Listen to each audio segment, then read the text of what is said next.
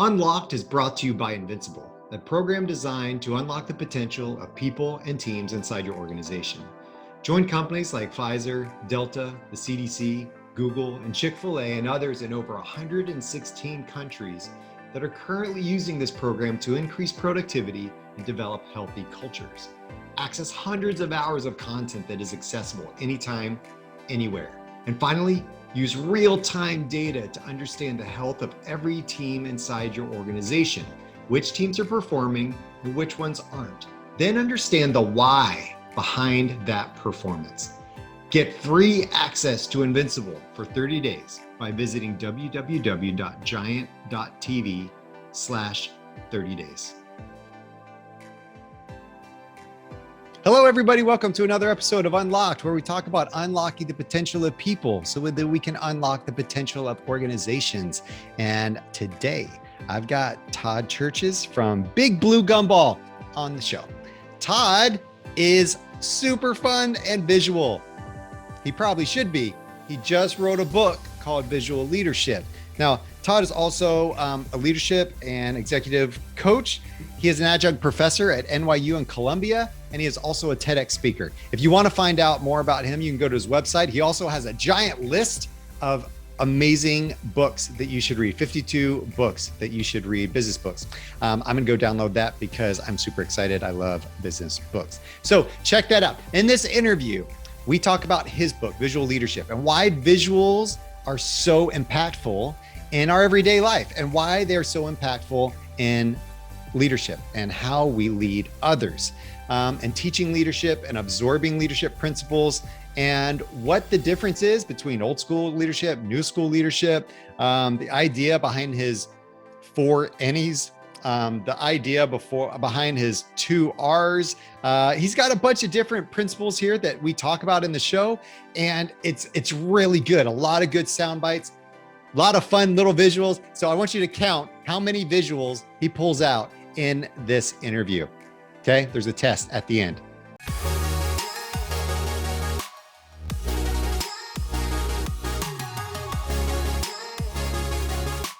All right, Todd, we are ready to roll. How are you doing? I'm doing great, Scott. Great talking to you. Yeah, it's really good to have you. I am super interested in your story behind this library plethora of books behind you here. So tell me what that's all about. Sure. Well, growing up, I was a big, I don't know if you got to watch my TEDx talk, but I talked about how as a kid, I wanted to be, people would say, what do you want to be when you grow up? And I would say Superman. And they'd say, well, if you can't be Superman, what's your backup plan? And my backup plan was to be Batman. So those were my 2 career aspirations, Superman or Batman. So when I realized I couldn't do that, I decided to go into the TV industry, which we could talk about my years in the TV industry. But even as a kid, even though I was a TV addict, I was also an avid book reader. So I started with the Hardy Boy mysteries and reading the sports section of the paper every day. So I just became a big reader. I majored in English literature. And then around 1998, I started reading business books and I got hooked. And I started reading, I was working for the American Management Association at the time, revamping their mini MBA program. And I didn't know anything about management. So I had to start reading all these books. And I got so hooked after having so many horrible bosses. I was reading all these books about management and leadership. I started reading one after another. That was 1998. So in the last 22 years, I've averaged 1 business book a week. So I passed 1,100 or maybe even 1,200 recently. So this is just a small sampling of my collection. That is crazy. Okay, couple questions that are going off of this. Okay, yeah. Number 1, how do you finish a book in 1 week? Now, Jim Quick, right, talks about all those ways of speed reading, right? Timothy Ferriss, whatever. So what's your secret to reading 1 book a week?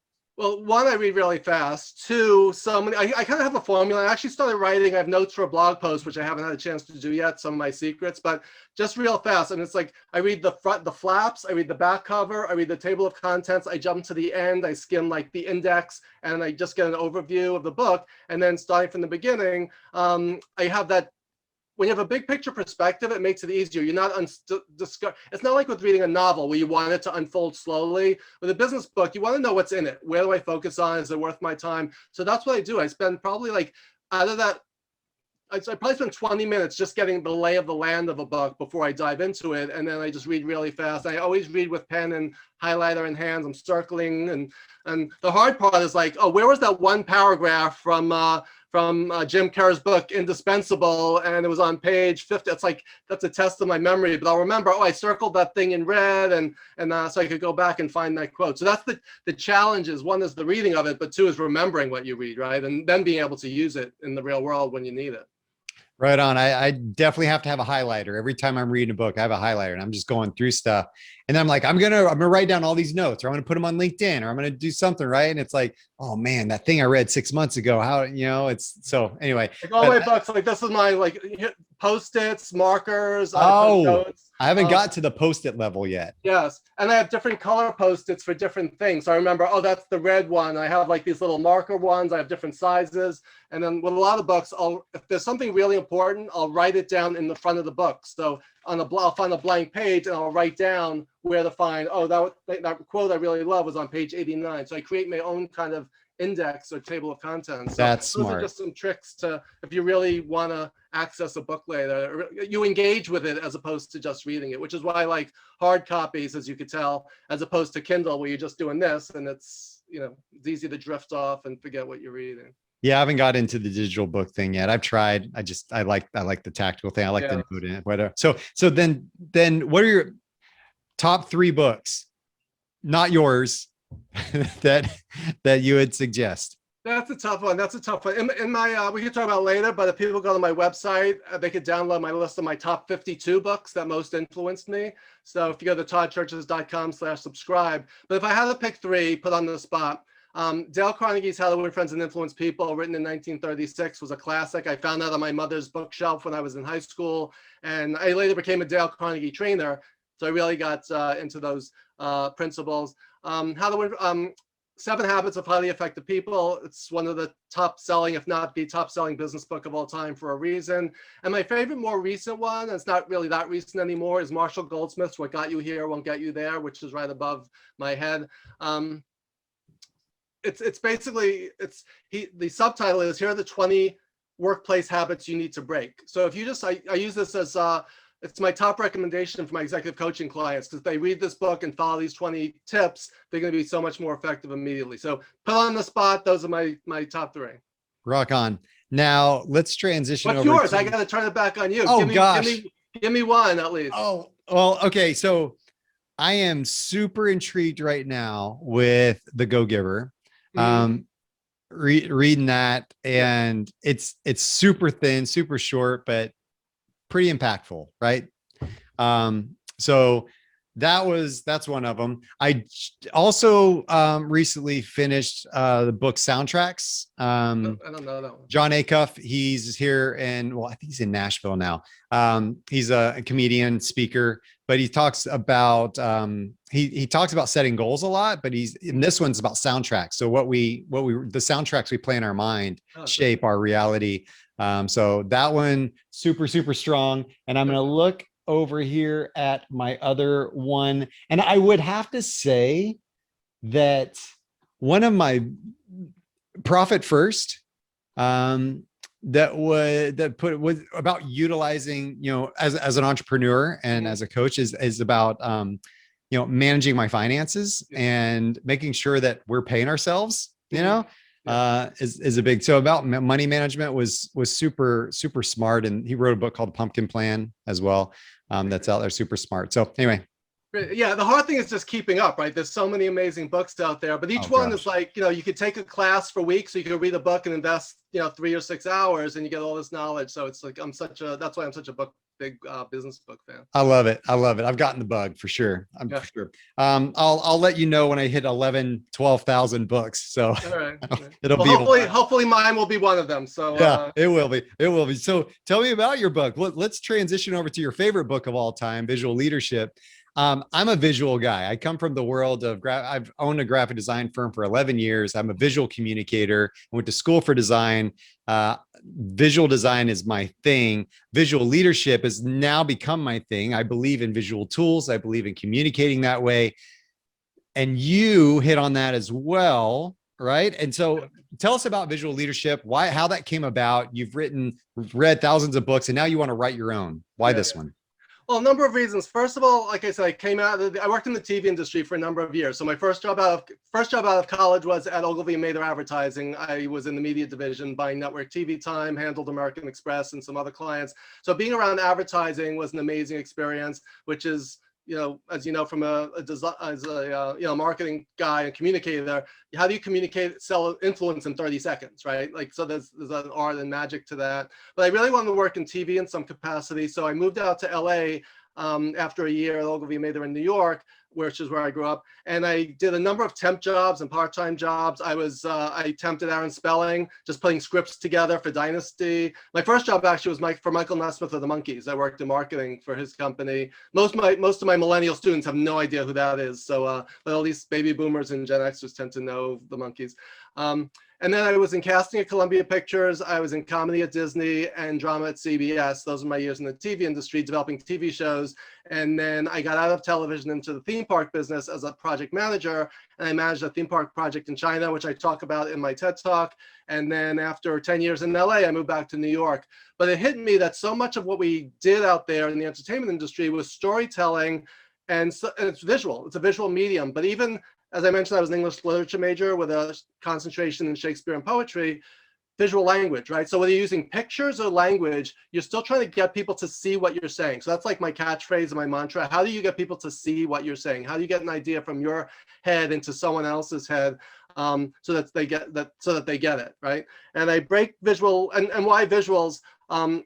I use the three words: attention, comprehension, and retention. When you use visual imagery or visual language, it gets people to focus because they're looking. They're seeing it with their physical eye, or hearing it or seeing it in their mind's eye.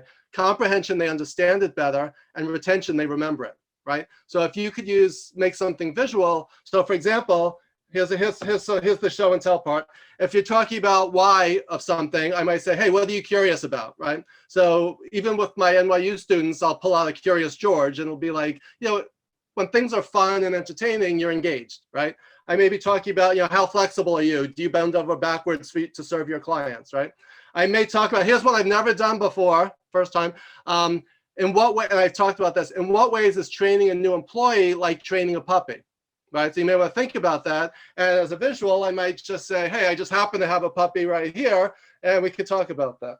So I'm really sad for the people that are only listening to this right now, because this is great. I love it. That was Lucy, our 10-month-old puppy, who sits next to me all day long. But again, you're not going to, if someone whips out a rabbit out of a hat or a puppy out of on a podcast, you're going to remember that, right? So it's like, how do you stand out from the crowd? That's the big part of what visual leadership's all about.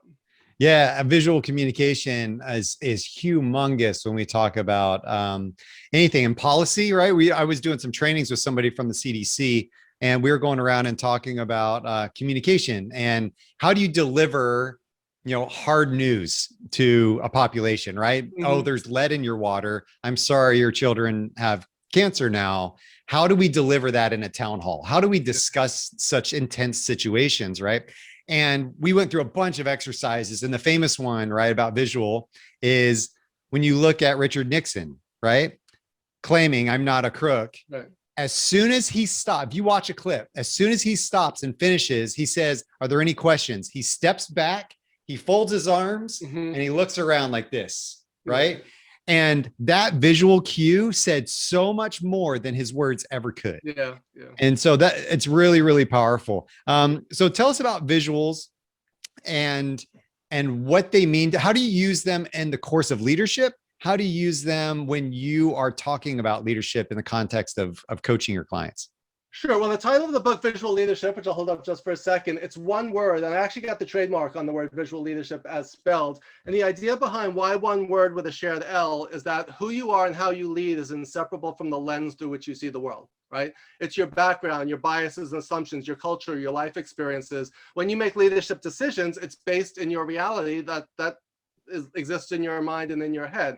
So one of the concepts is that if you notice there's a rainbow colored eye on the cover of the book, the rainbow represents diversity and inclusion, and the fact that no one in the world has a rainbow eye. Similarly, no one in the world sees the world exactly the same way you do. You could have a twin sibling, and they don't see the world the same way you do. And if my father and my uncle were twins, they definitely did not see the world in the same way. So I have living proof from my own life. So one of the things we need to do as a leader is what I call flipping the eye. We need to turn the eye on ourselves, question our biases, our assumptions, belief systems, but also look at the world through the lens of other people. So if you're a marketer, you need to see the world through the lens of your customers. If you're a manager, you need to see the world through the lens of your employees. So there are stakeholders who have different views of the world just as we do. Big part of visual leadership is how do we connect with them? How do we get them to see what we're saying, but also how do we see what they're saying? How do we get things? So in the world of diversity, inclusion, belonging, equity, that's one of the hottest topics right now. It's so important to see the world with empathy and compassion through the lens of people who are different from us. And how does that start? How do you start to see the world through the eyes of other people? Well, first it's just awareness. I think that's with anything. It's like, if you're not aware of your biases and assumptions, you need to like hit the pause button and look in the mirror, right? And we'll talk about metaphors in a second, but those are two mixed metaphors. But you really do need to realize, first of all, it's just the realization that people see things differently. Secondly, it's like being proactive and seeing things through other people's perspectives. And how do we do this? I break it down into 4 categories in my book and in my TED Talk. Using visual imagery and drawing. So that's one category, is using pictures, basically. That's why a picture is worth 1,000 words. How do you communicate something with an image? Category 2 is using models and frameworks, like an organizational chart, like a 4-box matrix, or a process map, or a mind map, or a storyboard, right? You lay things out in some structure that people can see. Using metaphors and analogies, saying something is like something else, right? Just like I said, training an employee is like training a puppy in some ways, and yet different in other ways. Talk about that, right? So using metaphors and analogies will compare things, and what they do also is they make the intangible tangible, the abstract concrete, and the invisible visible, because you can actually see things. And we're talking about metaphors. I'm a big baseball fan, Mets and Yankees. But if I'm talking about using a baseball analogy with one of my 25-year-old female student from Beijing, that's not going to resonate, right? So a good metaphor will connect with someone, while a poorly chosen metaphor will alienate or confuse someone. So we really need to, again, put ourselves in the shoes of our listener. So we always want to think about what's my purpose and who's my audience. So I may want to use a nature analogy, which is more universal, and say something about, we need to plant the seed for an idea, get to the root of the problem, go out on a limb, branch out in different directions, and see which ideas bear fruit. I just used 5 tree metaphors in one paragraph, right? If we could do that, we could be more effective. And category 4 is storytelling and humor, bonus points for humor, because humor makes people smile. If people are smiling, they're engaged. If they're engaged, they're remembering. So those are my 4 categories. And we need to basically use them not only in silos, but in combination to get our messages across. So communicating, thinking more visually through metaphor, through trying to create that picture in people's minds, is a lot more effective, you're claiming. Yes, it's like, kind of, again, for people seeing the video, here's a Venn diagram, right? Visual leadership is the application of visual thinking and visual communication to the world of leadership and management. When you merge the two, then you really get people to see what you're saying. You need to, and this is my PowerPoint show without slides. How do you frame an idea to get it out of your head into someone else's so they could say, I see what you're saying, right? So that's the foundation. As you know that as a design thinker and marketing guy, right? It's like, who's my audience and how am I going to position this message in such a way that they'll get it, it'll resonate with them. And, what do you want people to think, feel, know, and ultimately do is the goal of any messaging, whether it's in a leadership context or in a marketing context or really any communication. Yeah, visuals are such a strong communication tool. We spend our day daydreaming, right? We spend our nights night dreaming and creating those visual pictures and those images in our minds, those movies that play, create emotions in us that trigger us to action, right? Those emotions are what actually motivate us to actually do something. And those are triggered based on those pictures and stories that we're telling ourselves in our minds. And exactly. People are not motivated by facts and figures. They're motivated emotionally by stories, right? And we all know that, right? It's stories. And one of the chapters in my book is called How My Cardiologist Almost Gave Me a Heart Attack, because he was looking at my numbers from my cardiology exam.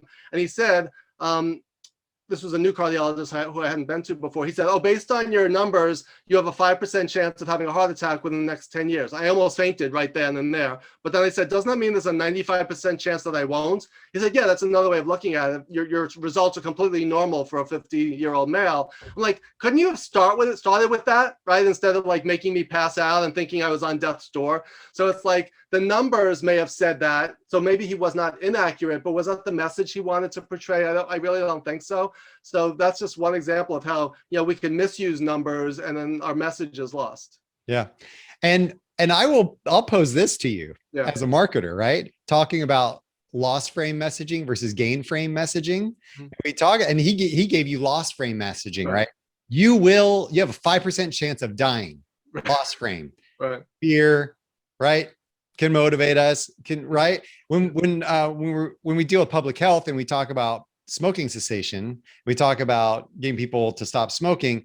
The messages of stop smoking, you should stop smoking, it's going to kill you, were, those were kind of scary. Or even better, stop smoking so you can live a longer life. Yeah, so you could dance at your daughter's wedding, so you can, whatever, right? Like that's the motivator. It's not. Well, those weren't effective. They found those messages, the messages of you should stop smoking because your loved ones won't have you around anymore. Those became more effective because it dealt with something outside of themselves. They were there for a bigger purpose, but it was that whole story of, oh, I'm missing from this dialogue. I'm missing from something and I'm causing my other people pain. Right. So there was something there that was with that. So a little bit of a sidetrack, but that's interesting that your doctor put it that way and that you picked up on that. So what, in your mind, the biggest problem, what is the biggest problem? I'm not going to say it, but what is the biggest problem you feel that companies have when it comes to culture, when it comes to leadership and developing leadership? Yeah, I think one is, again, having a vision needs to be a story. It needs to be a picture of an idealized future state that's different from and better than the current reality. So you need to paint a picture that's engaging. Putting up Excel spreadsheets and showing our numbers for the year, and it's like people just fall asleep. That's not motivating. That's not going to increase engagement or loyalty or performance. So it's about, like you said, it's about influence, right? It's about behavior change. It's about getting people on board. Dale Carnegie said, the only way to get someone to do something is to get them to want to do something, right? So you can do something, you can get compliance, but you may not be getting willing cooperation and commitment. And if people are engaged, you don't have to manage them, right? You just have to lead them, right? You set them up for success. I always say R&R, resources and roadblocks. Give people the resources they need and remove the roadblocks that stand in their way and let them spread their wings and fly. And I think now more than ever, as we go into the post-pandemic world, managers need to be more leaders and coaches, and especially as you have hybrid workforces, and we need to be more flexible, and we need to see things with empathy and compassion from different people's point of view. There's no one size fits all way of managing people. People are not robots. Most people are not in factories or on assembly lines. And even those who are, you still need to connect with the human being, right? So I think that's one of the biggest things is visual leadership will help you to do that. Will help you to see things from multiple perspectives and use creativity to find new and different and better ways to manage and lead people, including yourself, really. So what about young leadership? What about, the leadership that's starting to just step into new manager positions that is just kind of getting their feet wet? They're kind of getting into that first opportunity to manage other people. What's the difference between, I would say, more of the new generation of leaders versus the older generations of leaders in that world? Yeah, I mean, again, I'm on the cusp of baby boomer Gen X, and back in those days, the manager could say, do this, and the reason why was because I said so, right? That doesn't fly anymore. It shouldn't have flown back then, and it really didn't. But I think with the younger people, you need to explain the why. Not necessarily you have to be more tiptoe around things, but people want to know the why. Younger people are more digital natives. They're more tech savvy, social media savvy. So we need to leverage those tools and meet them where they are, right? Not expect them to adapt to old-fashioned dinosauric, I don't even know if that's a word, dinosauric ways of doing things. We need to basically, leverage, I have something called the 4 Any's, that anyone, anywhere can do anything, anytime. Right? So if you're managing people, it doesn't have to be in the office. It doesn't have to be 9 to 5. help people, encourage them to find their own way of doing things instead of following this, here's the 10-step process we've been using for the last 30 years, right? So again, I think it's actually in a way exciting because it allows leaders to be more innovative and more creative in finding new ways of doing things, because again, the old ways don't always work. So we need to be, and we also need to be better listeners too, because a lot of times, the old hierarchy of going from mailroom to the corner office, there's no mailroom anymore because there's no more mail, right? And the corner office is like, who cares, right? I'm in the corner office and there's room, right? So this is my corner office. So that old way of, and no one's getting a gold watch for 25 years of loyal service anymore, right? So that's out the door. So we need to look at things with fresh eyes, visually thinking and speaking, and find new and better and more fun ways of doing things. Work should not be drudgery. It should be engaging and empowering and exciting. Fantastic. So your book actually came out last year. It's still selling like hotcakes thanks to COVID for some weird reason, right? I mean, there's a lot that you credit you gave COVID. We talked about before the show. Yeah. So that's fantastic. Not COVID necessarily the disease. I'm not saying like, it's not this guy but there was the fact that we were online on Zoom and on social media so much that my reach got more global and faster than it would have if I was going one bookstore at a time. So yes, in that way it has been productive. Do you just have printouts of like random slides sitting around your desk so that you can pull up something? I do. I'm surrounded by, I'm the prop comic management leadership guy. So it's like one of the things I talk about is, if our minds are closed, we're not going to be able to see things differently. But if we open up our minds, it creates all this space to explore new possibilities. So I have tons of stuff. I have dogs. I have all kinds of things at my disposal. Man, I bet you come in look like a magician's case walking into a leadership meeting, don't you? That's fantastic. Where can people? It makes it fun. It's engaging. And again, teaching at NYU and Columbia last year, for the last 3 semesters actually, if you're on Zoom, you need to engage with people. You need to find a way to make it entertaining, engaging, or it's just deadly. So whether it's in person or online, you need to find a way to connect with people. So true. So true. Where can people get a hold of your book? Yeah, anywhere books are sold, Amazon or really anywhere. And to learn more, go to my website, toddcherches.com, and you can find my TEDx talk there, as well as download that book list I mentioned of my top 52 books to help you be a more visual leader. And feel free to connect with me. Just say you saw me on Skot's show and link in with me. Awesome. Yeah, I'm gonna definitely check out that link, the 52 books link. I'm always looking for something good. I just sent an email out to my list and actually just said, what books should we read? And just had people love talking about what books they've read lately. So very, very cool. I appreciate you being on the show. So glad that you wrote a book about visual leadership. I think it is something that's needed. I think that we don't talk about it enough. And that's how stories are told, and that's how we retain them as well. So good luck, Todd. Super awesome having you here, and we will connect soon. Sounds great. Thank you so much.